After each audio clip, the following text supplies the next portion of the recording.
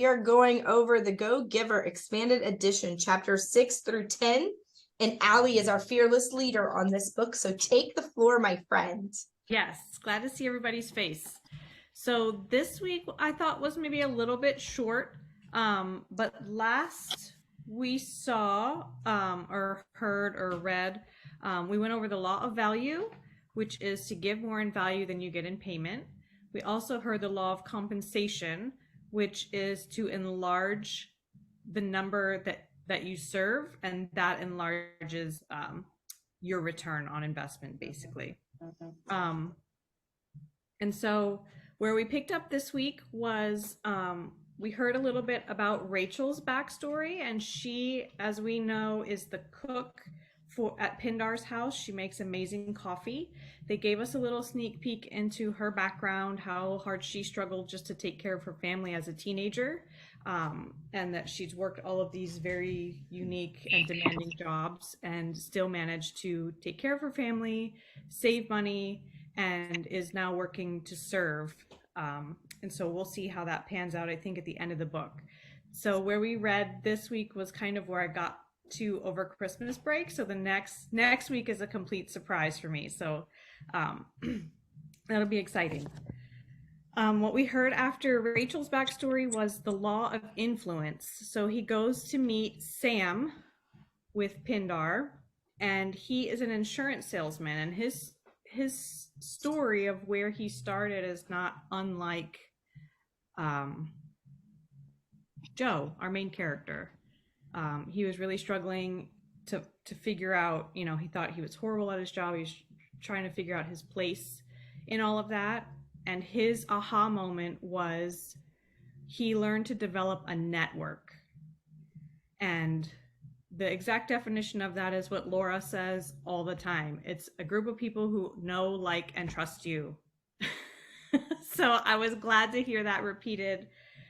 Not that she's crazy, but she's a little crazy, but it was repeated word for word in this book. And so that was exciting to come across that. So his idea is to create a group of what he calls personal ambassadors. And the question is, how am I supposed to do that?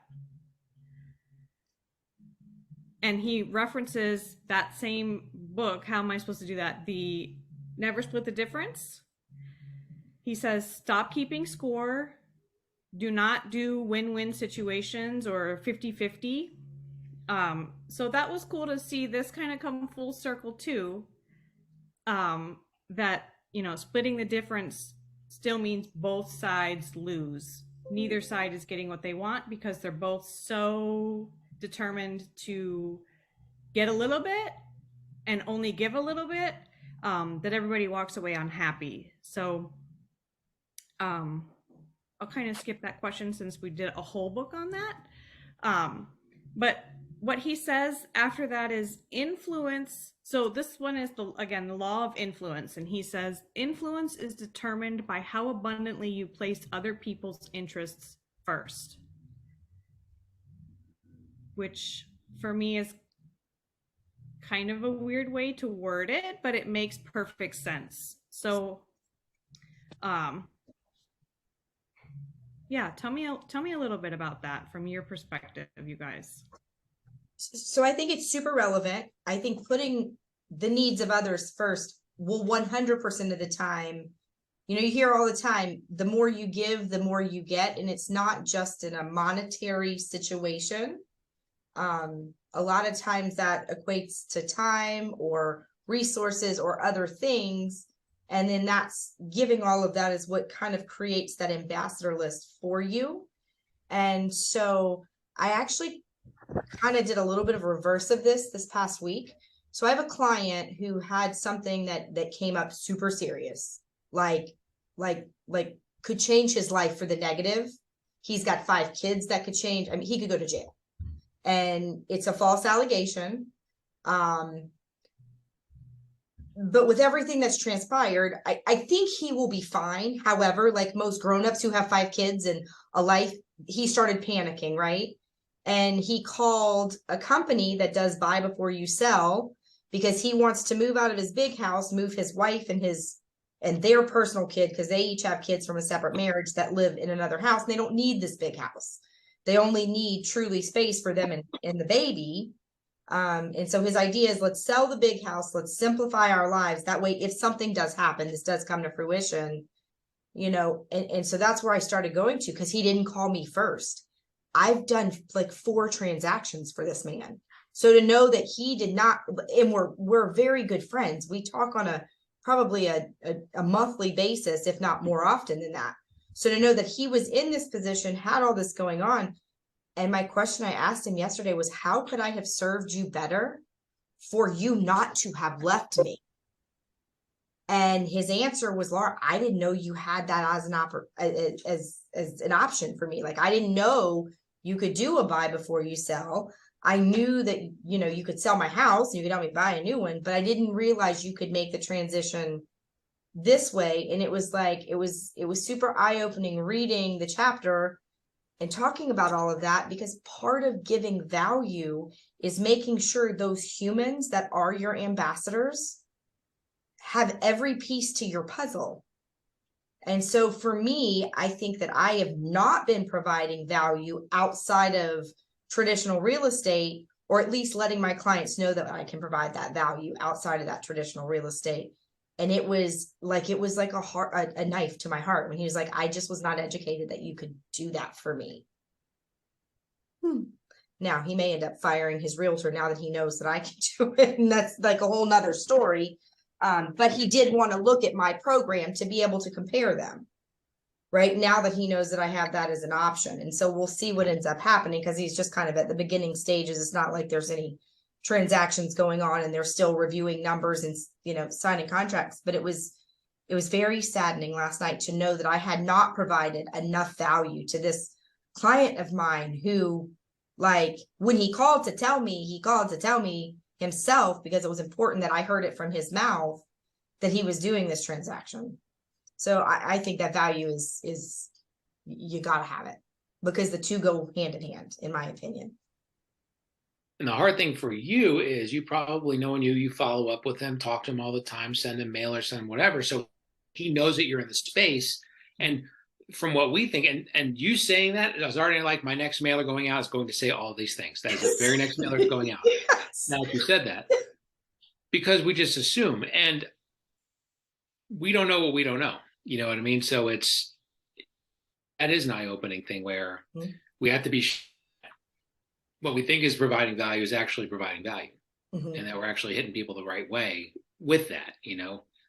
Like I always, post close, it's always, you're going to need a roofer, you're going to need an HVAC person, you're going to need this, you're going to need that. I want you to call me. And I have people that call me all the time and they apologize. Like, I'm so sorry, I'm calling you again. And I'm like, I told you to call me. That's why I'm here. I'm just not just taking a check of closing and running away. Like, you're my people for life. So that's your job. So like, some people get it, some people don't. Yeah. So it's hard. So he called the law of influence kind of like enlightened self-interest. I thought it was very interesting. He also kind of talked about, which I guess kind of framed my perspective a little different. Money and power don't create influence, but influence creates more money and power. And so, I like that. Right. And so it's like, it almost kind of, it kind of debunks a couple of things. Like, a lot of people kind of say, what I hear often is, you have to have money to make money. And it's just like, this book, like all the few chapters we've read, almost kind of debunks that. If you don't have the money, you create the value, and just like, if you don't have the money, is not necessarily saying you don't have the influence, because I think the influence is what comes first.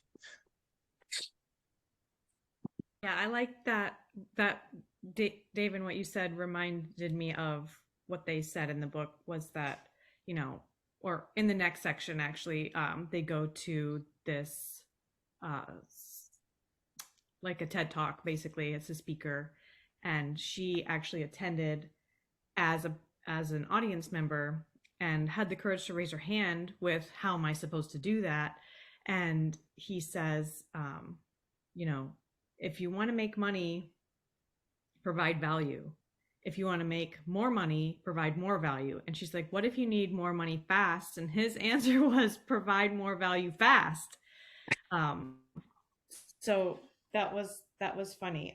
And what you said, Laura, too, Steve said he's going to create a mailer. I was thinking as you were talking, that's exactly right. How do we market all of those?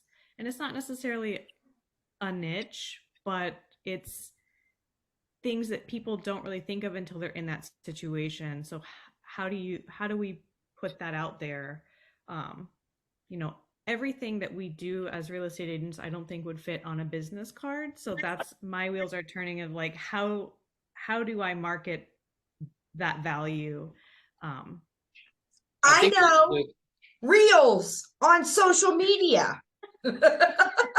We just have to market ourselves as problem solvers. You know what I mean? It's like perfect situation is you have to sell your house and put a sign in your house and everybody it's happy in 30 days. That's the perfect situation. That doesn't always happen. So let's sit down and figure out what the problem is and let's solve it. Because we got a whole boatload of solutions. My job is to take care of you, however that is. I don't like doing rentals, but I've had family and friends that have needed to do rentals. Yeah, I don't want to, but you need me to open a door to show you a rental house, I'll do it. Family and friends. People off the street, no. Oh, I try to get, it's like, just call them directly to set up the contract. I want nothing to do with it. Anyway, but we got to solve problems. You know what I mean? The more problems we solve, the better we're going to be. The longer we're going to do this. Well, and I was joking a second ago, but not really. To your point, Alicia, we can't. And David, you can't either. You can't put every service you offer on a business card. Mm-hmm. However, right, we watch these idiots on social media turn into influencers. And as soon as you turn into an influencer, the social media platform will pay you. So provide value fast. She's a realtor, which of course I was like, nah, don't be a realtor. Don't compete with me. But when you do provide that value fast on social media, you actually quickly can start creating residual income, which is the best kind of income to create, right? That money that just comes in. And it really is the easiest, quickest, most widely used space to where you can show that value. And everything that they tell you when you're learning about social media and what do you do? A hook? How to hire a realtor? And then where is the value within that? And a lot of times the value is in a link to another post, a link to maybe a digital business card, a link to a landing page, a link to another longer platform on the video, platforms like a YouTube video, or it's in that bio, in that description, as far as, where that value is. But I think that getting it out there quickly is easier today than when she was doing it, because I don't think she was doing this 2 years ago. I think this is a story from, and I don't know if these humans are real humans or not. I assume they are to some degree. I think they are. Yeah, I think that this is the character walking through meeting each person may not be real, but I do think the book is based on people that have created these environments where they're successful. So the next section, and this all ties back in, like Laura, you said the other day, it happened to you and then you read the book. Same thing for me in this law of authenticity. That's the next story, the next part we go through in the book. And Joe goes home. That was before that. So after the law of influence, Joe goes home and he goes back to work. He's doing all of these on his lunch break. He goes back to work. He's had a stressful day. It's typical for him and his wife to come home from stressful days and have more work to do. And so they set this agreement that they would only complain 30 minutes each and then be done and move on. And so he gets home that night and he's trying very intently to listen to his wife's complaints for the day. And while he's kind of staring at her, trying to figure out how to make all of the lessons he's learned so far click, she's like, he must look glazed over or something, because she's like, oh yeah, sorry, I think my 30 minutes is almost up. And he's like, okay, I mean, we have work to do. And as she gets up, he's like, well, actually, I did want to hear the end of that. And he's actually interested. And so, his wife ends up crying herself to sleep talking about this problem she's having at work. And so he wakes up the next morning feeling like an idiot, basically. Not only did he gave up his night, but he thinks he actually made things worse. She went to bed crying, and when he wakes up, she's already gone for work. He overslept. He didn't do his homework for Pindar. He's like, oh my gosh, I think I'm going to cancel this whole thing. I'm not doing anything right. He has second thoughts, and he rolls over to find a note on the pillow that says, thanks so much for listening. That means the world to me. It made me feel infinitely better. Not that you solved my problem, but just that you were listening. And so he's distracted by that all the way to the next meeting with Pindar. And so that kind of triggers Pindar to ask, like, how is your homework going? And he's like, well, I don't know how my homework is going. I think I did it, but I'm not sure. And so he starts introducing the idea that these laws do not just apply in business, but in every aspect of your life. And so Pindar tells a story about his own relationship with his wife. And so the idea is that using the laws with everyone in your life is his definition of success. So I thought that was interesting. I agree. I know some people have like a work self and a home self. So how does that mesh in your lives? Do you guys have like like they say, I put on my real estate hat? Do you guys compartmentalize yourself like that? Nope, I am the same across the board. You will watch me shift from mom to realtor, back to mom to realtor, all in the same breath, and nothing ever skips a beat. But I like where he makes this point, because I've heard it described differently, right? All of these things he's talking about is deposits, right? All of these laws that we are talking about are deposits of value into other people's lives. And the deposits of value that you create allow you to also withdraw value from that same bank account. Sometimes it's in the form of help, right? Like David helping me flip houses is invaluable. I could not do what I do without him. I would not have been successful in the first house like I was without him. Who the hell knows what would have been ordered and what would have gotten returned without him, right? And so collectively, we are putting deposits into each other's lives. And when the house sells, it's going to be a payout for both. And I think so many of us forget that those deposits need to happen at home too. And so I think it was such a good reminder that as you're making those deposits, you cannot leave those home bank accounts empty. And like we were talking today, Alicia, where you're trying to balance that work family life, you've got to balance all of those deposits, because if your home life is not getting value deposited into it, well, it starts to suffer. Well, then you shift that focus, and then your scale tips on the other side. And so I think that coming up to that happy medium to where there isn't two yous, there isn't a work Alicia, there isn't a home Steve, there isn't, like it's you. And no matter where you're going to be and no matter how you're going to act, you are the same. Your value deposits are the same. And I think that's the key there, because as those value deposits get deposited into that bank of life, the withdrawals continue and continue and continue to get bigger.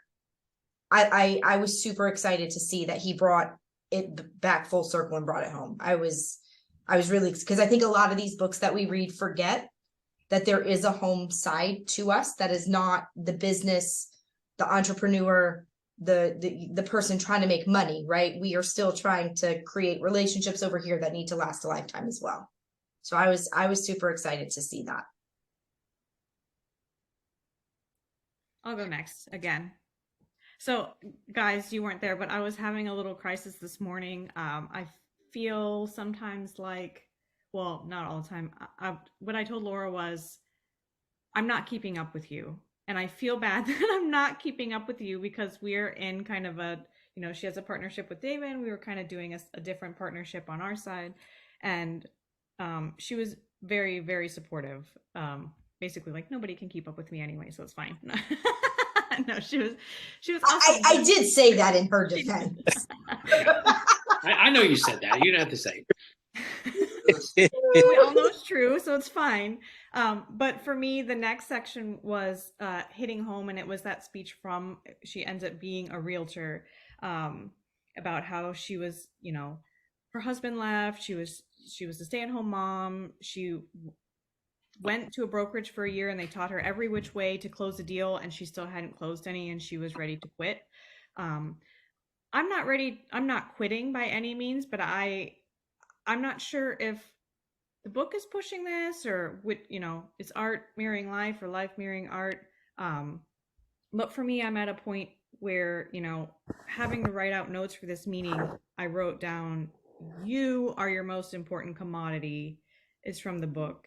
And that's kind of why I was in a little bit of crisis mode, is I feel like I've spent the last couple months trying to keep up with like all of these metrics and how you do this and how you do that. And, you know, it's a percentage of your day on this, and buyers and sellers and agent attraction. And there's like so many different things that I'm just trying to keep up with, or add to my soup, my realtor soup, that I completely forgot and got away from the reason why I do this. And it's because I do think I bring a lot of value. In the things I've done so far, was the feedback was always, wow, I never thought of that. Or, you know, nobody ever suggested, you know, no one ever, wow, you have a lot of good ideas. And so I need to do a reset and focus on kind of doing things my way, or, you know, I don't know, just getting back to that, like, how would Allie do it? What does that look like for me, and not just in the pristine arena of, you know, successful realtors.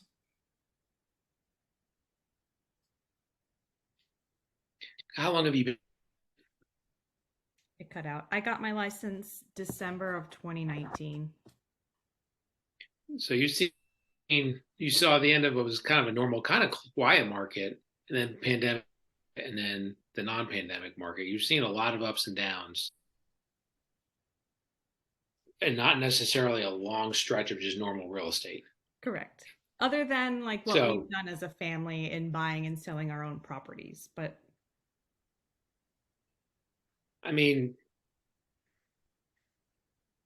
time on task, I mean, the fact of the matter is you've been in it more than 2 years. If you can be in more than 2 years, you outlasted 80%-ish of the agents. Because, I mean, this is hard. This is not easy. Sometimes I'm shocked when I walk out of closing. I'm like, I can't even believe I closed that house. I can't believe I get paid to do this. It's crazy. Like, how did that happen? You know, but like time on task and whatever. And all right, I hate to do some blow smoke up Laura's butt, but like, you've attached yourself to Laura. I mean, who attach yourself to go run through walls. Like, this is how you do it. You know what I mean? The thing to always remember is the way that you're going to win at this is not the way that I'm going to win at this, and it's not the way she's going to win at this. We all are going to do this different, and we can all win. We can all win big doing it completely different. So don't get bogged down in the I'm not this, I'm not that. I want this book, get bogged down in the how can I provide value? How can I love on my people? Lead for them. And if you think like that, which I think that you do, you will eat forever. Everything else, it's all details, and it'll work itself out. But semantics is all behind the rest. Right. So I kind of want to reiterate like the most valuable gift to offer that he says, you know, like we are our most valuable gift to offer. So Alicia, I didn't actually know you started in December. So I started as a realtor December 2019. And I will say, I thought I knew real estate really well until the pandemic happened. And I thought about getting out of it. I was just like, well, I mean, I'm already a CPA. But it's like, I feel like the wins that I did have, and the wins that I continue to have been because, someone else recognized the value that I bring. So 2 years, let's keep it going. We're taking over the world one house at a time, period, the end. By running through the walls. Apparently. Listen, I'll run through naked, okay?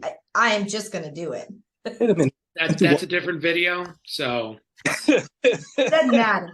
Like, we're going to do it. Oh, man. All right, you run first. I'll be behind you. I know you will. Ain't no doubt in my mind. You be the one right behind me. And she will go first too. Look, I'll show you. Come on, it's easy. 2:30 left. Yes. Well, thank you guys. Thanks. That means a lot. Laura was very good at handling my feelings. Shoot, I've sold a boatload of houses. Laura's probably done a little bit more than me in her career. And I'm pretty sure she's had, like me, moments where we look ourselves in the mirror and like, what the hell am I doing? I mean, what the hell am I every freaking day? Like walking this tightrope every freaking day. And it's like, I love my tightrope. but it's like, it is what it is. Like, what am I going to do? Get a 9 to 5? Right. You know what I mean? Blech. Come on. Give me that tightrope. Let's do it. So 2 minutes left. We'll do the last of the book. So it's through from Gus through. Mine has a bunch of stuff. So chapter 11 is Gus, chapter 14 is the Go-Giver, and then there's a little section that says the 5 laws of stratospheric success. So I guess just keep listening till he stops talking. Just read from 13 to the end if you don't have titles. Right. Whenever he stops talking, then be done and join me. Yes. Yes. Next week, same time, Thursday. I'm sorry, guys. I'm on the back end of a sinus infection. It's up to you guys. So my interview, I was able to move up to 11. So I can keep a 12:30 on Tuesday and just bring us back to our normal time. But since we had already talked about moving, I'm free for either. So what's better for the group? I'd rather go to Tuesday. That's Yeah. possible. Is are awkward. Okay. So the last week was my fault. I signed up for training. Oh, that was your fault last week. Yes, ma'am. Okay, sorry. Let me click on it. Yeah, it's mortgage, learning about mortgages for CE credits. Okay, sorry, that's right. This week was my fault, not last week. So is everybody good with one more Thursday? Then we'll shift back to Tuesdays for Steve's first week. Please. I can Thursday. do that. That's fine. Okay. That's what you want to do. All right. If we have to. Oh my goodness. All right, let's go run through the wall. Let's go. On Thursday, not on Tuesday. Right. I'll be there. All right, y'all. Bye.